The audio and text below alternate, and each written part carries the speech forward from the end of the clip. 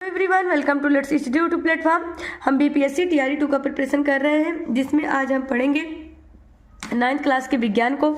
इसको हम question wise solve कर रहे थे, कक्षा 9 का जो था। आज ये हमारा 3rd चैप्टर है, परमाणु एवं अणु। तो चलिए फिर हम स्टार्ट करते हैं। पहला क्वेश्चन, अथवा एल लेओजियर तथा जोसेफ एल प्राउस्ट का संबंध रासायनिक संयोजन के इन नियमों से है। उसके बाद ठीक दूसरा देखते हैं। द्रव्यमान संरक्षण के नियम के अनुसार किसी रासायनिक अपक्रिया में द्रव्यमान को ना तो सृजन किया जा सकता है और ना ही विनाश किया जा सकता है। ठीक है। उसके बाद स्थिर अनुपात के नियम के अनुसार किसी भी यौगिक में तत्व सदैव एक निश्चित द्रव्यमान के अनुपात में विद्यमान होते हैं। ठीक है। उपयुक्त कथन में से कौन सा सही है, कौन सा नहीं है। ठीक है। तो इसमें हम देखते हैं तो हमारा तीनों क्वेश्चन सही है, क्योंकि जो पहला ऑप्शन दिया गया है, जो लेवेजियर और जो जोसेफ प्राउस्ट है, दोनों ही रासायनिक संयोजन के नियमों से संबंधित है। ठीक है। इन्होंने बहुत से प्रायोगिक कार्यों के पश्चात इन्होंने 2 नियम प्रतिपादित किए थे, द्रव्यमान संरक्षण का नियम और स्थिर अनुपात का नियम। ठीक है। फिर देखिए, द्रव्यमान संरक्षण के नियम के संदर्भ में लेओजियर ने बताया कि द्रव्यमान का ना तो सृजन किया जा सकता है, ना ही उसको नष्ट किया जा सकता है। ठीक है। तो हमारा दूसरा ऑप्शन भी सही है। फिर स्थिर अनुपात के नियम के संदर्भ में प्राउस्ट ने बताया था कि किसी भी यौगिक में तत्व सदा एक निश्चित द्रव्यमान के अनुपात में विद्यमान होते हैं। ठीक है। इस नियम को निश्चित अनुपात का नियम कहा जाता है। ठीक है। अतः हमारा पहला, दूसरा, तीसरा तीनों क्या है, ऑप्शन सही है। ठीक है। चलिए हम नेक्स्ट क्वेश्चन देखते हैं। नेक्स्ट क्वेश्चन हमारा है, निम्नलिखित में से कौन सा परमाणु सिद्धांत के प्रस्तुतकर्ता के रूप में किसको जाना जाता है। ठीक है। महर्षि कणाद को, जॉन डाल्टन को, उसके बाद क्या है, डेमोक्रिटस को, उसके बाद लिथसु इसको। ठीक है। तो इसमें हम देखते हैं तो अगर परमाणु सिद्धांत के ये प्रस्तुतकर्ता जो है, ये कौन है, जॉन डाल्टन है। ठीक है। तो चलिए हम देख लेते हैं। सन क्या था कि जॉन डाल्टन जो थे, इन्होंने सन 1808 में परमाणु सिद्धांत को प्रस्तुत किया था। ठीक है। इस सिद्धांत के अनुसार परमाणु क्या होता है, इन्होंने कहा कि परमाणु एक अविभाज्य है और लगभग पूरी 19वीं शताब्दी तक यही माना जाता रहा, परंतु 19वीं शताब्दी के आखिरी दशक में वैज्ञानिकों ने यह प्रमाणित कर दिया कि परमाणु भी विभाज्य तथा इसकी एक निश्चित आंतरिक संरचना होती है। ठीक है। तो इतना समझ में आ गया कि परमाणु सिद्धांत किसने प्रस्तुत किया था, तो जॉन डाल्टन ने। ठीक है। चलिए नेक्स्ट क्वेश्चन हम देखते हैं। नेक्स्ट क्वेश्चन हमारा है, international union of pure and applied chemistry. तो देखिए, ये IUPAC, जो IUPAC नाम होता है, उसका फुल फॉर्म आप लोग याद रख लीजिए, international union of pure and applied chemistry. वर्तमान में रासायनिक तत्वों के नाम को स्वीकृति प्रदान करती है। ऑप्शन 2 है, कार्बन के समस्थानिक जो आइसोटोप होते हैं, C12 को कार्बन का क्या द्रव्यमान की इकाई माना जाता है। फिर हमारा नेक्स्ट ऑप्शन क्या है, अवोगाद्रो स्थिरांक अथवा अवोगाद्रो संख्या का मान 6.022 × 10⁻33 होता है। उपयुक्त कथनों में से कौन सा सही है। ठीक है। तो इसमें हम देखते हैं तो international union of pure and applied chemistry IUPAC वर्तमान में रासायनिक तत्वों के नाम को स्वीकृति प्रदान करता है। तो हमारा ये ऑप्शन सही है। कार्बन के जो समस्थानिक होते हैं C12, क्योंकि कार्बन का जो परमाणु क्रमांक होता है ये 6 होता है, तो इस वजह से इसका परमाणु द्रव्यमान कितना होता है, 12 होता है। तो हमारा ऑप्शन बी भी सही है। उसके बाद हम देखते हैं, अवोगाद्रो का स्थिरांक अथवा अवोगाद्रो संख्या का मान 6.022 × 10⁻33 होता है, तो ये गलत है। ठीक है। क्योंकि जो अवोगाद्रो स्थिरांक का मान होता है 6.022 × 10⁻23 होता है। अतः हमारा कथन क्या हो जाएगा, 3 गलत हो जाएगा। ठीक है। चलिए फिर हम नेक्स्ट क्वेश्चन देखते हैं। यहाँ से हमारा नेक्स्ट चैप्टर स्टार्ट होता है, परमाणु की संरचना। चलिए देखते हैं पहला क्वेश्चन क्या है, परमाणु संरचना के संदर्भ में निम्नलिखित कथनों पर विचार कीजिए। ठीक है। पहला दिया गया है, परमाणु की संरचना से संबंधित पहला मॉडल J.J. थॉमसन द्वारा प्रस्तुत किया गया था, तो ये भी सही है। दूसरा, नील्स बोर ने रदरफोर्ड के परमाणु मॉडल की त्रुटियों को दूर किया, तो ये भी सही है। इसके बारे में हम देखते हैं तो जो J.J. थॉमसन पहले वैज्ञानिक थे जिन्होंने परमाणु की संरचना से संबंधित पहला मॉडल प्रस्तुत किया था। ठीक है।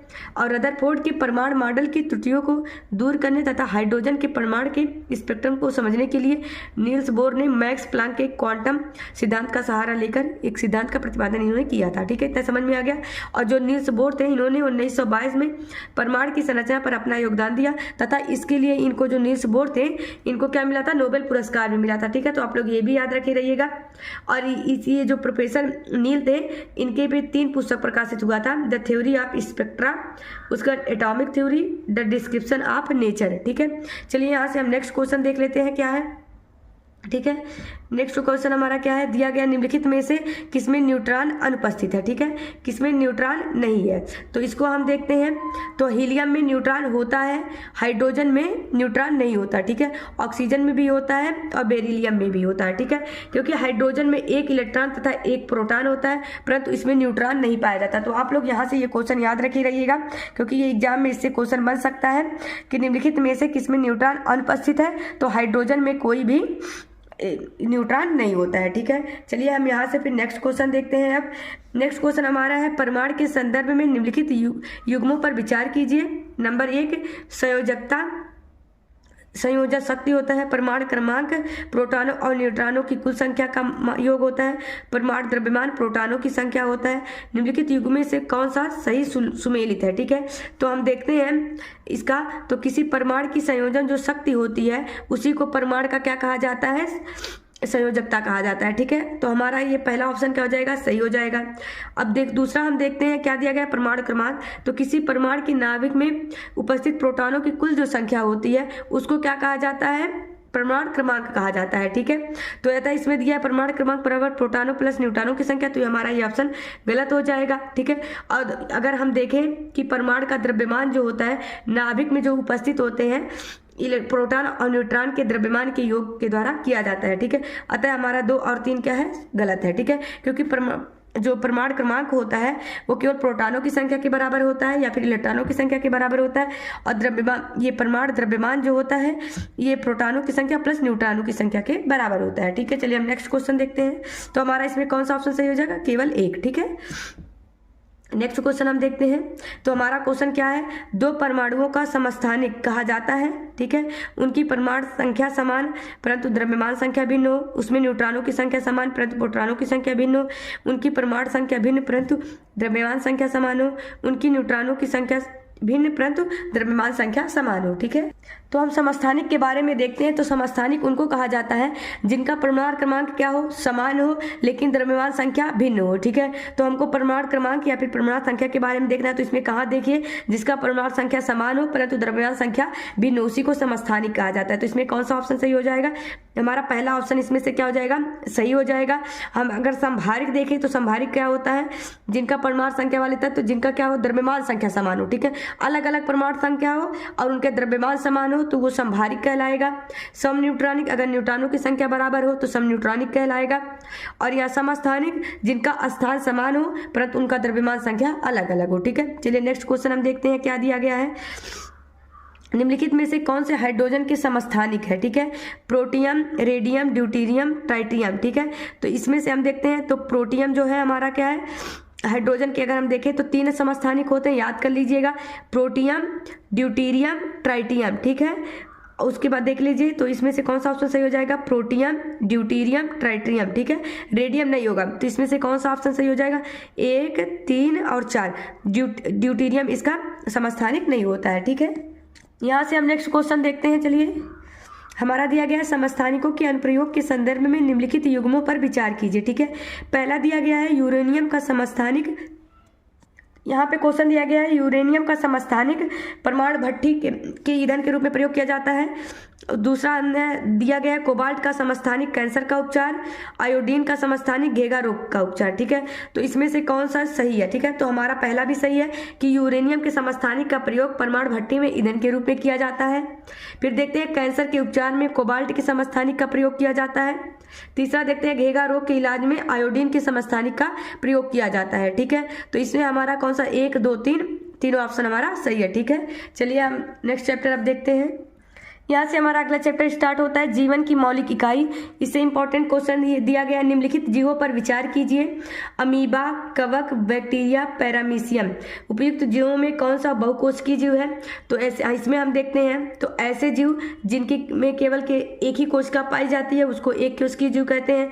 इसमें आ जाते हैं अमीबा, क्लेमिडोमोनास, पैरामीशियम तथा बैक्टीरिया। इसको हम अच्छे से पढ़ाए हैं चैप्टर में। ये सब एक कोशिकीय जीव के उदाहरण हैं।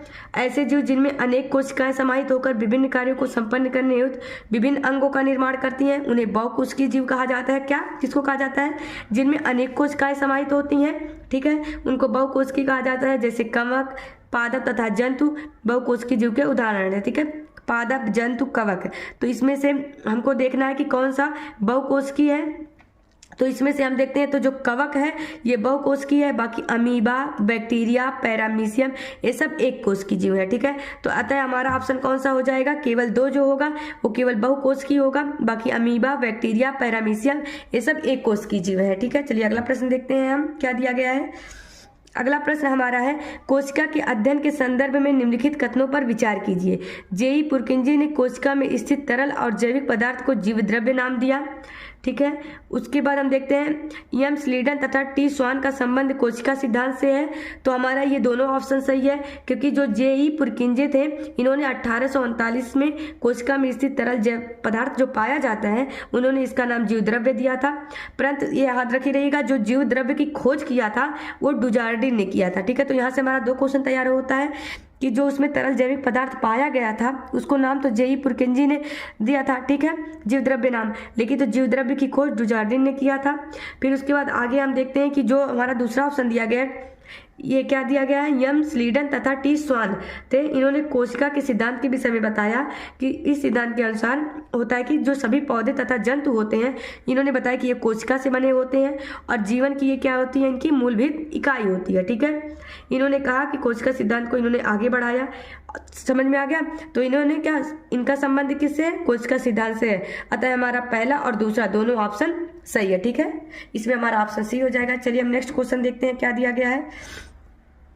1 मिनट, नेक्स्ट क्वेश्चन हमारा क्या है देखते हैं। कोशिका में उपस्थित प्लाज्मा झिल्ली, उसके बाद इसको plasma membrane of cell membrane कहा जाता है, निम्नलिखित में से किससे निर्मित होता है। ठीक है, तो इसमें हम देखते हैं तो प्रोटीन, वसा और लिपिड। ठीक है, तो इसमें अगर हम देखें किससे, तो प्लाज्मा झिल्ली जो होती है वो लचीली होती है और लिपिड तथा प्रोटीन जैसे कार्बनिक अणुओं की बनी होती है। तो ठीक है, किससे बनी होती है, प्रोटीन और लिपिड से। अतः हमारा ऑप्शन ए और सी दोनों सही है। ठीक है, किससे बना होता है, प्रोटीन से तथा लिपिड से, जो कोशिका में उपस्थित प्लाज्मा झिल्ली होती है। ठीक है, चलिए फिर हम आगे देखते हैं नेक्स्ट क्वेश्चन क्या है।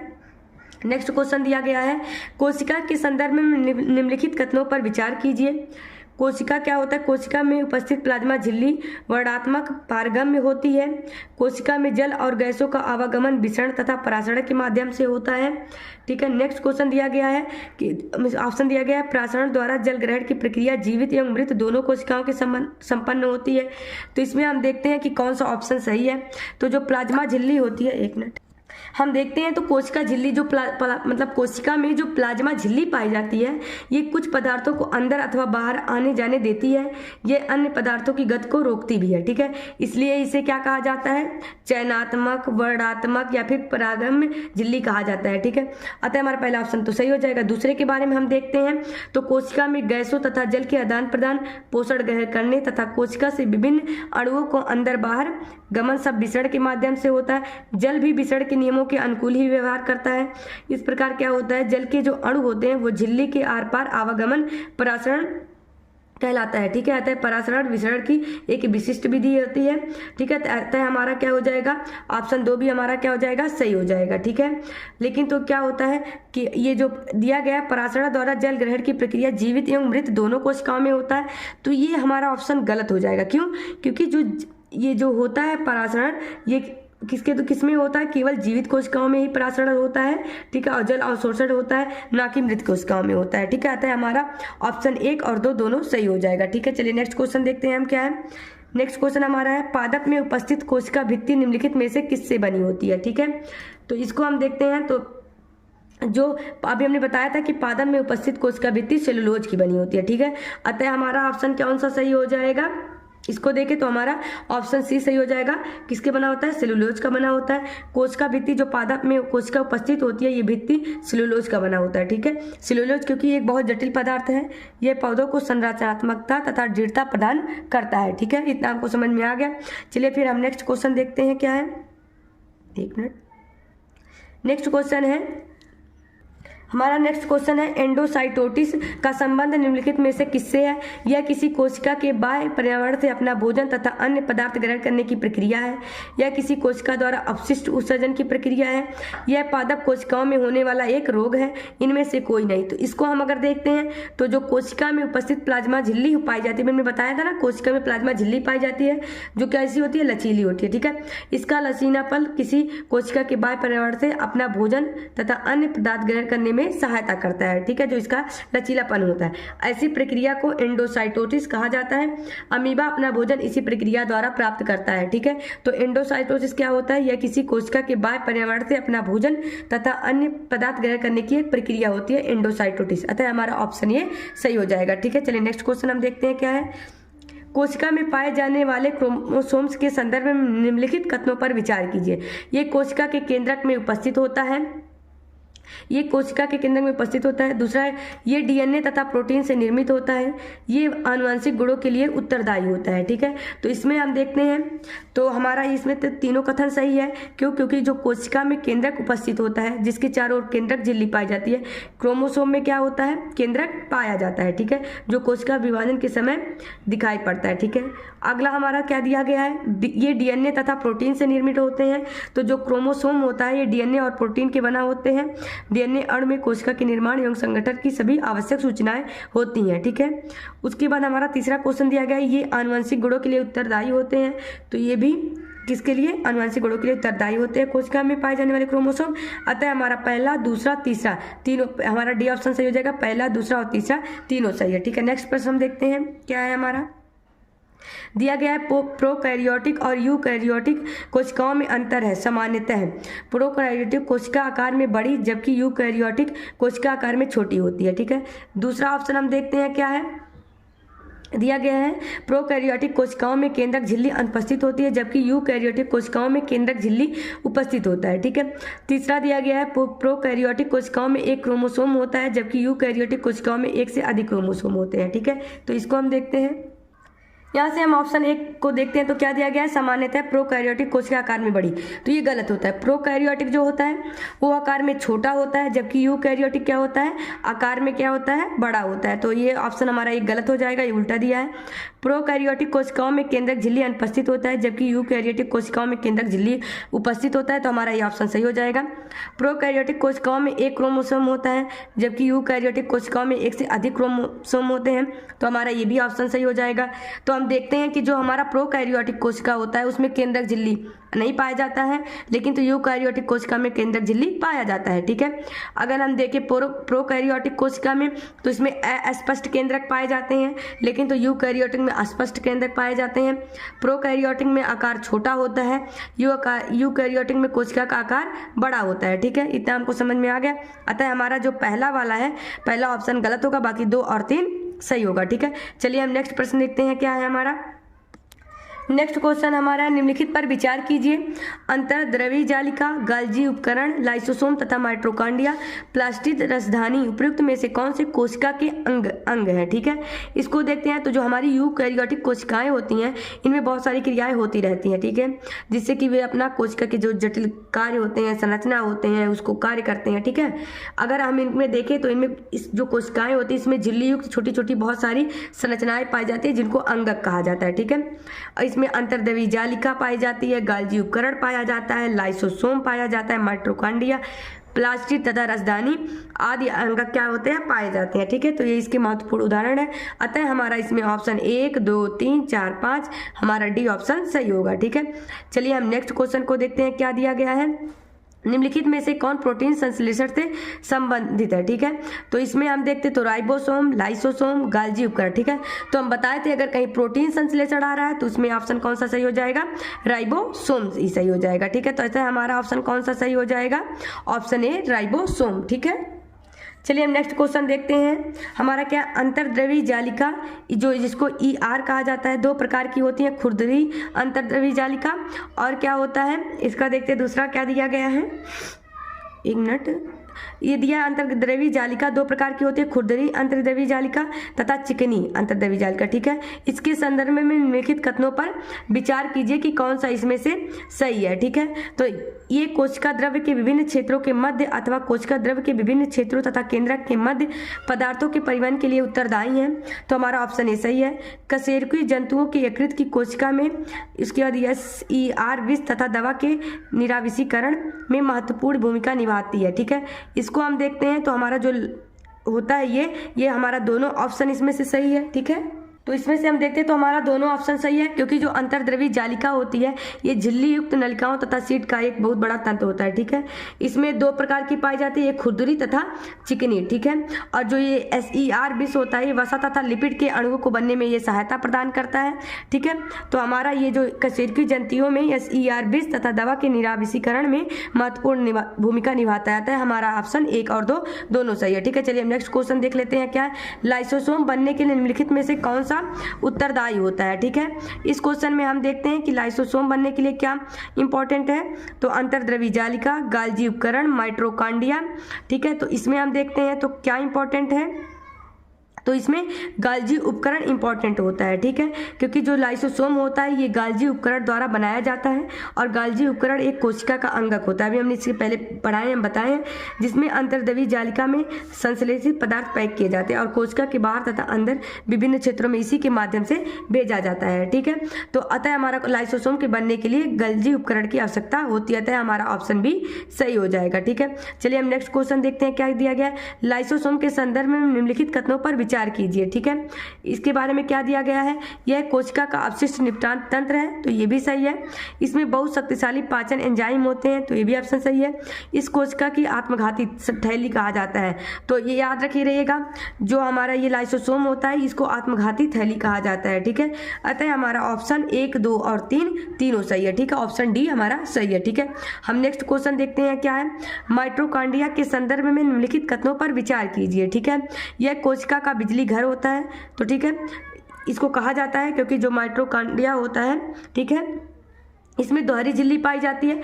तो माइटोकॉन्ड्रिया जो होती है इसमें दोहरी झिल्ली पाई जाती है। जो बाहर झिल्ली होती है वो छिद्रित होती है तथा भीतरी झिल्ली जो होती है वो बहुत अधिक वलित होती है। ठीक है, ये वलय जो होता है ATP बनाने में रासायनिक क्रियाओं का एक बड़ा क्षेत्र बनाते हैं। ठीक है, इसके अपने DNA तथा राइबोसोम्स होते हैं, तो ये भी सही है। ठीक है, और चौथा देखते हैं, यह अपना कुछ प्रोटीन स्वयं संश्लेषित करता है। ठीक है, तो ये भी सही है। अतः हमारा पहला, दूसरा, तीसरा, चौथा चारों ऑप्शन हमारा सही है। ठीक है, चलिए हम नेक्स्ट प्रश्न देखते हैं हमारा क्या है। प्लास्टिड दो प्रकार के होते हैं, क्रोमोप्लास्ट तथा ल्यूकोप्लास्ट। ठीक है, इसमें हम देखते हैं कि प्लास्टिड केवल कोशिकाओं में पाए जाते हैं, तो ये ऑप्शन हमारा देखते हैं सही है।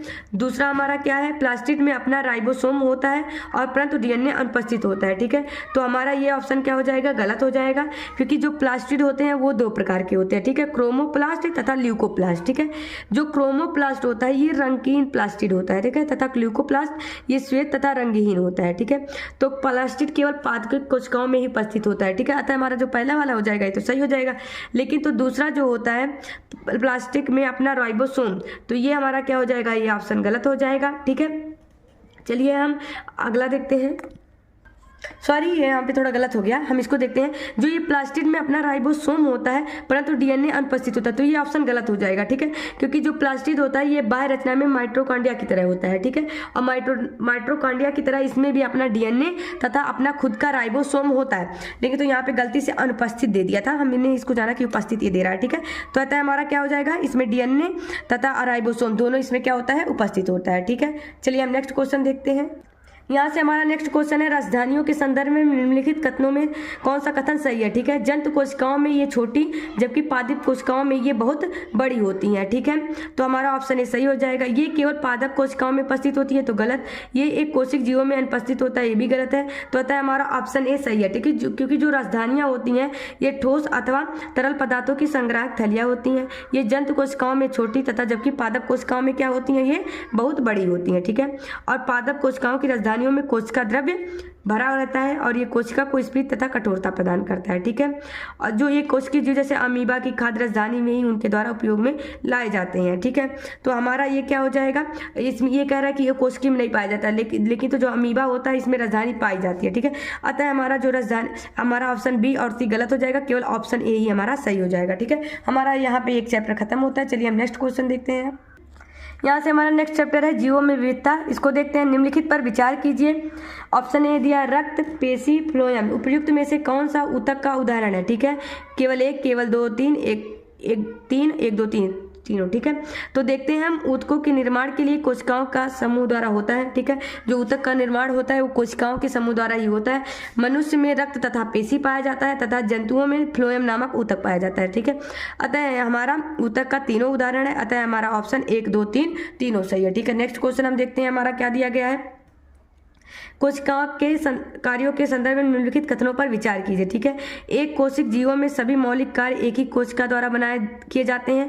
बहुकोशिक जीवों में कोशिकाएं श्रम विभाजन के सिद्धांत पर कार्य करती हैं, ठीक है। तो ये हमारा ऑप्शन दोनों सही हो जाएगा, क्योंकि जो हमारा क्या होता है, एक कोशिकीय जीव होते हैं, ये सभी मौलिक कार्य जो करते हैं एक ही कोशिका द्वारा किए जाते हैं, ठीक है।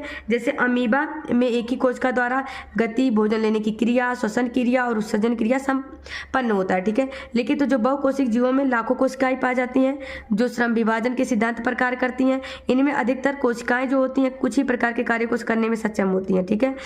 प्रत्येक विशेष कार्य कोशिकाओं के विभिन्न समूहों द्वारा किया जाता है। जैसे मनुष्य में हम देखें तो मनुष्य में रक्त और पेशी तथा पौधों में फ्लोएम विशेष कार्यों को कार्य करने वाले ऊतक के उदाहरण होते हैं, ठीक है।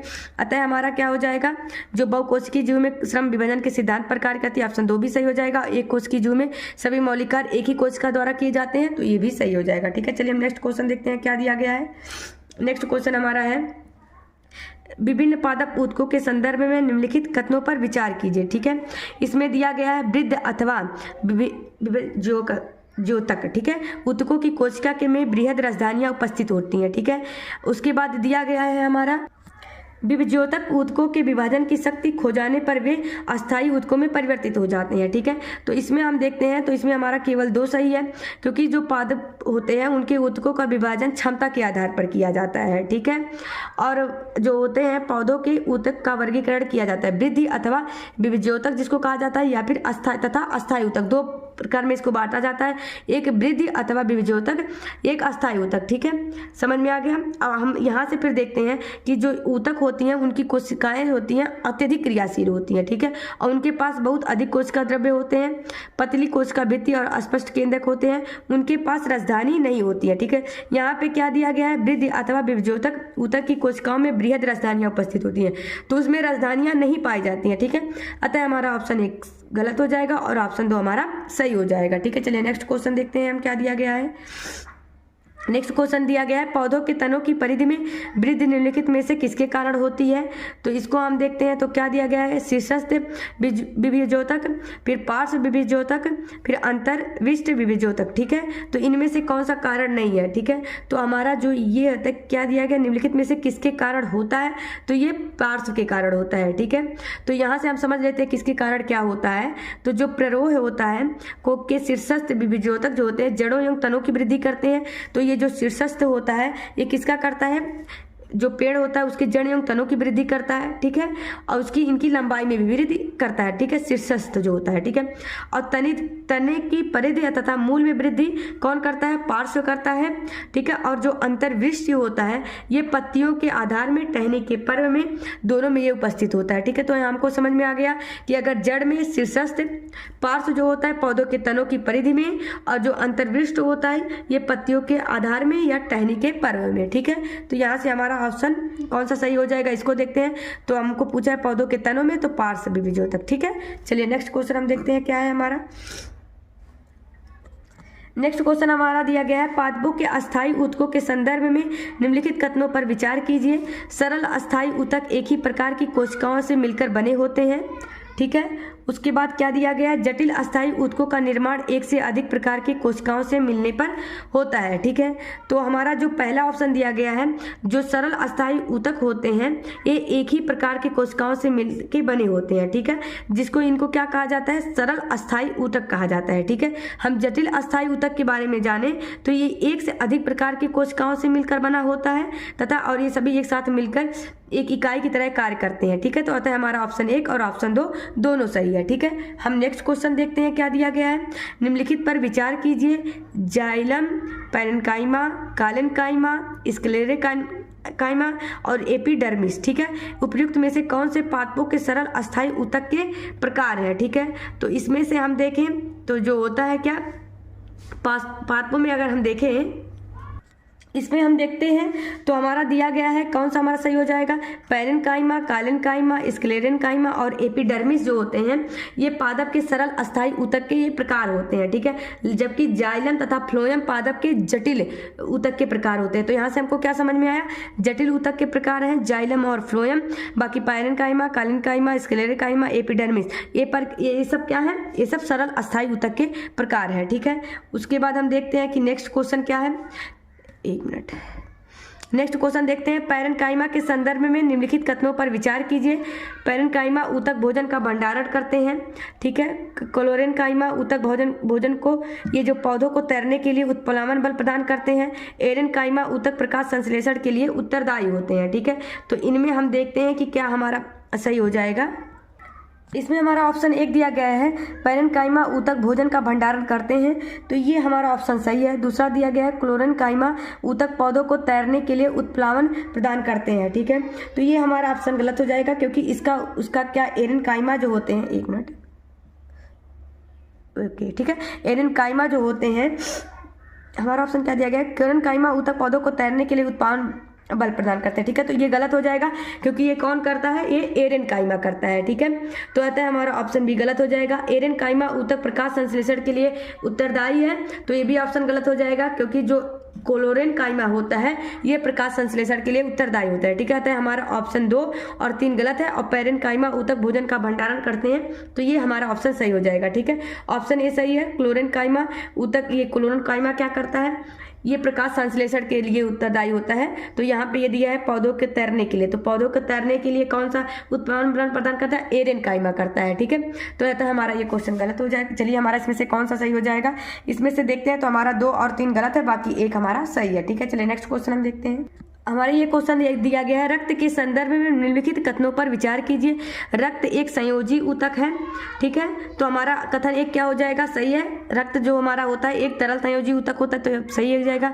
लाल रुधिर कोशिकाएं, श्वेत रक्त कोशिकाएं तथा प्लेटलेट्स को संयुक्त रूप से प्लाज्मा कहा जाता है, तो ये हमारा ऑप्शन क्या हो जाएगा, गलत हो जाएगा क्योंकि रक्त का जो तरल वाला भाग होता है उसको प्लाज्मा कहा जाता है, ठीक है। नेक्स्ट हमारा क्वेश्चन है, प्लाज्मा में प्रोटीन, नमक तथा हार्मोन उपस्थित होते हैं, तो प्लाज्मा में प्रोटीन, नमक तथा हार्मोन होते हैं, अतः हमारा कथन क्या हो जाएगा, 3 सही हो जाएगा, ठीक है। तो हमारा पहला और तीसरा सही है, बाकी का हमारा दूसरा वाला ऑप्शन गलत हो जाएगा, ठीक है। चलिए हम नेक्स्ट क्वेश्चन देखते हैं। अब इसमें क्वेश्चन दिया गया, निम्नलिखित पर विचार कीजिए। एपिथेलियम ऊतक, पेशी ऊतक, संयोजी ऊतक, तंत्रिका ऊतक, उपयुक्त ऊतकों में से कौन से जंतु ऊतकों के प्रकार हैं। तो हमारा इसमें देखें तो हमारा ये एपिथेलियम ऊतक, पेशी ऊतक, संयोजी ऊतक, तंत्रिका ऊतक, ये सभी जंतुओं के प्रकार के ऊतक हैं, ठीक है। जंतु में ये सभी ऊतक पाए जाते हैं, अतः हमारा ऑप्शन 1, 2, 3, 4 चारों सही हो जाएगा, ठीक है। यहाँ पे देखिए क्वेश्चन दिया गया है, जाइलम और फ्लोएम के संदर्भ में निम्नलिखित कथनों पर विचार कीजिए, ठीक है। इसको देखना, इसमें क्या पूछा है, कौन सा सही नहीं है। तो कौन सा सही नहीं है, ये देखिए, जाइलम पानी और खनिज लवण का संवहन करते हैं। फ्लोएम पत्तियों से भोजन को पौधों के विभिन्न भागों तक पहुंचाता है। जाइलम फ्लोएम के विपरीत पदार्थों को कोशिकाओं में दोनों दिशा में गति करा सकते हैं, ठीक है। तो इसमें से देखते हैं हमारा कौन सा सही नहीं है। तो इसमें हम देखते हैं तो जो जाइलम जो होते हैं ये क्या करते हैं, ये पानी और खनिज लवण का संवहन करते हैं, सही है। फ्लोएम पत्तियों से भोजन को पौधों के विभिन्न भागों तक पहुंचाता है, तो हमारा ये भी ऑप्शन क्या हो जाएगा, सही हो जाएगा। लेकिन तो जो हमारा तीसरा दिया गया है, क्या दिया गया है कि जाइलम फ्लोएम के विपरीत पदार्थों को कोशिकाओं में दोनों दिशाओं में गति करा सकता है। तो यहाँ पे जो होता है, फ्लोएम जाइलम के विपरीत पदार्थों को कोशिकाओं में दोनों दिशाओं में गति करा सकता है, ठीक है। तो यहाँ पे दे दिया है जाइलम फ्लोएम को, ये गलत है, क्या है, फ्लोएम जो होता है ये जाइलम के विपरीत पदार्थों को कोशिका में पहुंचाता है, अतः हमारा ऑप्शन 3 गलत हो जाएगा और हमारा 1 और 2 सही है। ठीक है, तो इसमें से कौन सा सही हो जाएगा? ऑप्शन 1 और केवल इसमें पूछा कौन सा सही नहीं है, तो हमारा तीसरा जो ऑप्शन है ये सही नहीं है, बाकी 1 और 2 सही है। ठीक है, चलिए अब हम नेक्स्ट चैप्टर देखते हैं। यहाँ से हमारा नेक्स्ट चैप्टर है बल तथा गति के नियम। इसमें क्वेश्चन दिया गया है स्थिति में परिवर्तन एक गति है, इसकी व्याख्या निम्नलिखित में से किस किस रूपों में की जा सकती है? तो इसको हम तय की गई दूरी से भी कर सकते हैं, किसी की स्थिति में परिवर्तन हो रहा है तो हम तय की गई दूरी से पता कर सकते हैं, या फिर विस्थापन से इसको हम पता कर सकते हैं। अतः हमारा ए और बी सही हो जाएगा। जैसे क्या होता है, स्थिति में परिवर्तन एक गति होती है, इसकी व्याख्या हम तय की गई दूरी से भी कर सकते हैं, विस्थापन से भी कर सकते हैं। एक वस्तु की गति जो होता है असमान असमान इसके वेग पर निर्भर करता है। ठीक है, अगर हम ये देखें कि किसको विस्थापन किसे कहा जाता है, किसी वस्तु की प्रारंभिक व अंतिम स्थिति के बीच की न्यूनतम दूरी को विस्थापन कहा जाता है। ठीक है, चलिए हम नेक्स्ट क्वेश्चन देखते हैं क्या दिया गया है। चाल और वेग के संदर्भ में निम्नलिखित कथनों पर विचार कीजिए। ठीक है, इसमें क्या दिया गया है, प्रति इकाई समय में वस्तु के द्वारा तय की गई दूरी उसकी चाल कहलाती है और प्रति इकाई समय में हुआ विस्थापन उसका वेग कहलाता है। तो यहाँ से हमारा क्वेश्चन क्या दिया गया, इसको समझिए। दिया गया है प्रति इकाई समय में वस्तु के द्वारा तय की गई दूरी उसकी चाल कहलाती है, चाल बराबर दूरी बटे समय होता है, याद रखी रहेगा। और प्रति इकाई समय में हुआ विस्थापन उसका वेग कहलाता है। ठीक है, अतः हमारा कथन 1 तो सही है। वेग वस्तु की चाल के साथ साथ उसकी दिशा को भी व्यक्त करता है। ठीक है, तो हमारा जो ये हो जाएगा, वेग वस्तु के चाल के साथ साथ उसकी दिशा को भी व्यक्त करता है। ठीक है, अतः हमारा कथन 2 भी सही है।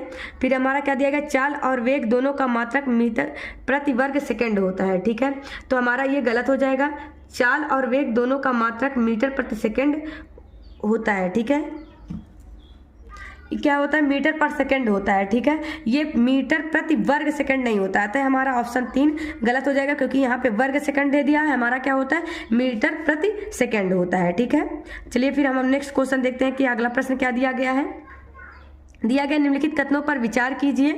किसी वस्तु के वेग में प्रति इकाई समय में होने वाला परिवर्तन उसका त्वरण एक समान चाल से होता है। ठीक है, उसका दूसरा वृत्तीय पथ पर एक समान चाल से गतिमान किसी वस्तु की गति उसकी एक समान वृत्तीय गति कहलाती है। ठीक है, तो इसमें हमारा दोनों कथन सही है, क्योंकि किसी वस्तु का त्वरण प्रति इकाई समय में उसकी वेग में होने वाला परिवर्तन ही उसका त्वरण एक समान होता है। वृत्तीय पथ पर एक समान चाल से गतिमान किसी वस्तु की गति उसकी एक समान वृत्तीय गति कहलाती है। ठीक है, तो ये भी सही है। यहाँ से हमारा नेक्स्ट क्वेश्चन दिया गया है, निम्नलिखित में से कौन सा एक त्वरण का मात्रक है, metre second inverse, metre second square, metre second पे -2। ठीक है, तो हमारा क्या हो जाएगा, मीटर पर सेकंड होता है। ठीक है, अतः हमारा कौन सा सही हो जाएगा, एमएस पे -2 की घात है, मीटर पर सेकंड स्क्वायर होता है। ठीक है, हम नेक्स्ट प्रश्न देखते हैं कि क्या है। स्वतंत्र रूप से गिर रही एक वस्तु की गति निम्नलिखित में से किसका उदाहरण है?